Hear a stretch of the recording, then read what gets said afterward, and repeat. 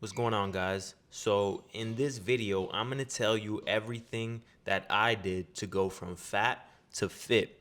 All of my secrets, everything I did. You can take notes. I'm not telling you what to do. I'm just telling you what worked for me. So initially, when I started my fitness journey, I was weighing 130 pounds. And so I decided that I needed to bulk. So I bulked up to 200 pounds. And if you saw the thumbnail, the picture on the side, on the left side, should be the one where I was 200 pounds, bulked up. I bulked up, I gained some size, but I also gained fat along the way. And then the other picture was once I did my cut, I lost 40 pounds. All right. Most of that, a lot of that was fat. Some of it was muscle. You got to expect that in a cut. You're going to lose a little bit of muscle. But I'm going to tell you everything that I did, okay? So, in order for me to lose 40 pounds, this is exactly what I did. First, you have to commit mentally. You have to envision yourself in your mind. You have to envision how you want to look. If you're tired of how you look right now and you're finally ready to make this commitment, you have to make the conscious decision. I am going to commit to this no matter how long it takes. With the things that I did, you will see results relatively quickly. So, first, you have to make the commitment. Once you've committed, now the steps in order to lose the fat, what I did, so I started by restricting my calories because in order to lose weight, you have to be in a caloric deficit. In order to gain weight, you have to be in a caloric surplus. And if you want to stay the same, you have to be at your maintenance. And what I mean by deficit, maintenance, and bulking, I am talking about caloric intake, how much you intake and how much you burn. So, in order to lose weight, you have to be under your maintenance calories.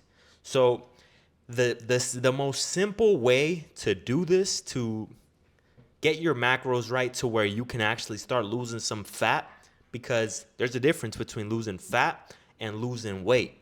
You can see the number on the scale go down and you haven't lost any fat. But if you lose fat, which is what most people want, in order to lose fat, first you got to be in a caloric deficit. So the easiest, most simplest way to put it is this is exactly what I did. I multiplied my current body weight times my current body weight in pounds, and I multiplied that by 10. So, for example, I was 200 pounds. I multiplied that by 10. So my calories for the day was 2,000 calories. And I did that. I stuck to it every single day, every day, every day. And here's what I did. 2 days out of the week, I cheated. Yes, you can cheat on your diet and still achieve your goals. I did not see my progress slowing down at all. And also, it gives me an incentive to keep going. It gives me more motivation because I know I just have to stick to my diet for these 5 days. And then these 2 days out of the week, I can eat whatever I want. So 5 days, I'm cutting. I'm sticking to that. And once I start to see some weight changes, I'm 195. Now I take that 195 and I multiply that by 10. Now I eat 1,950 calories. And I repeat the process until I am at my desired physique. So if you want to start losing fat, what I did, I multiplied my body weight in pounds times 10.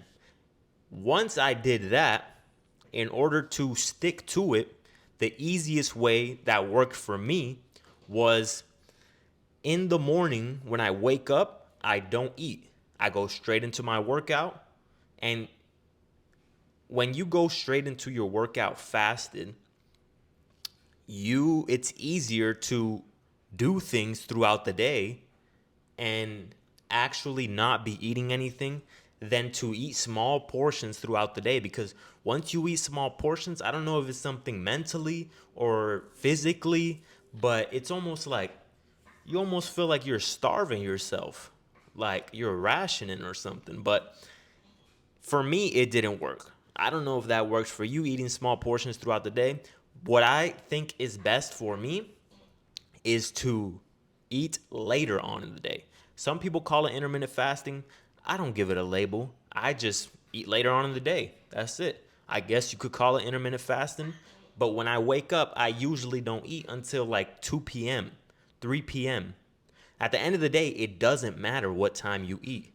What matters is that you are sticking to the caloric deficit. So as long as your calories for the day are exactly what you need to eat, your body weight in pounds times 10, it doesn't matter.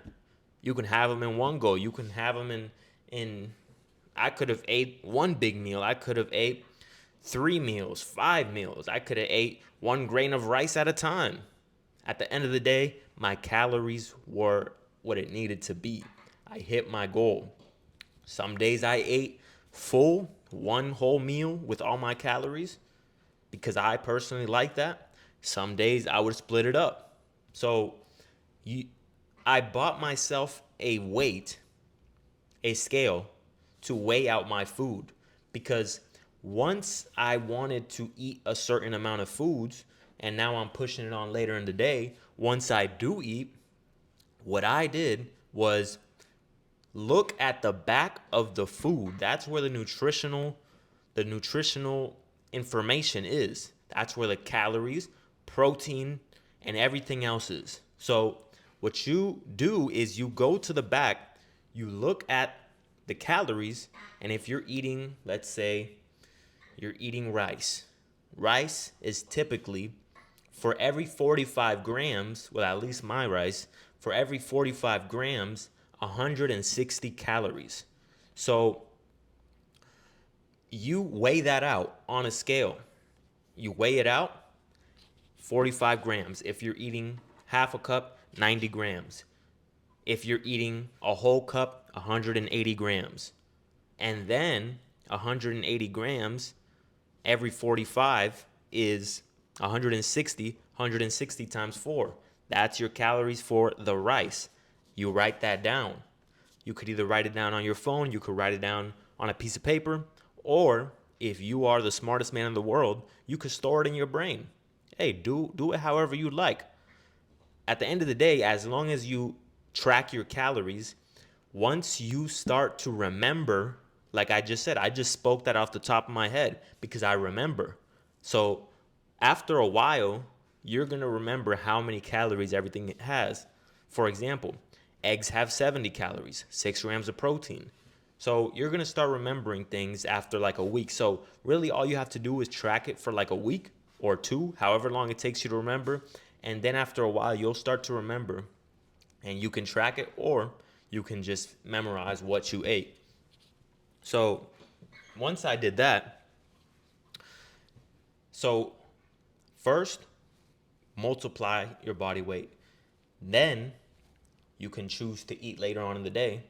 Because what I noticed was when I ate early in the day and then towards the end of the day, it's probably 6 o'clock, 7, and I've already hit the number of calories that I'm supposed to eat. Now the sacrifice is harder because the rest of the day you're hungry. You're about to go to sleep. Your stomach is growling. Your stomach is touching your back. You are going to be very hungry. When it's easier to push it off in the beginning of the day and later on in the day is when you eat, and now you will near your bedtime and you won't feel as hungry. So it'll be easier to stick to it. So like I said, the calories, and then if you want to keep muscle or grow muscle, the bodybuilding tip that most bodybuilders follow is a gram of protein per pound of body weight. So let's say you're 200 pounds, you multiply that by a gram. So 200 grams a day of protein. They say minimum zero point 0.8, but you want to hit that every day if you want to retain some of the muscle.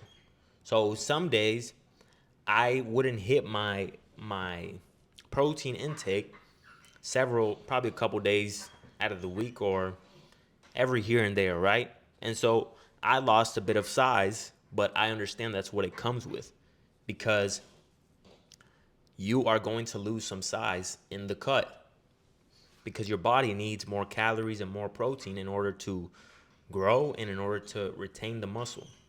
So I hope I'm not confusing you guys, but like I said, first you set a number of calories.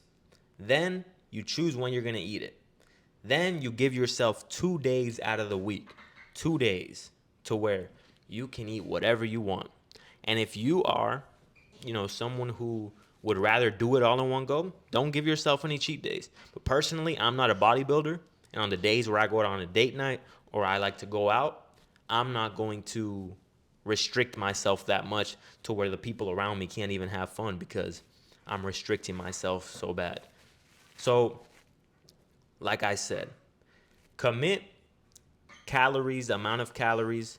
It's really that simple, guys.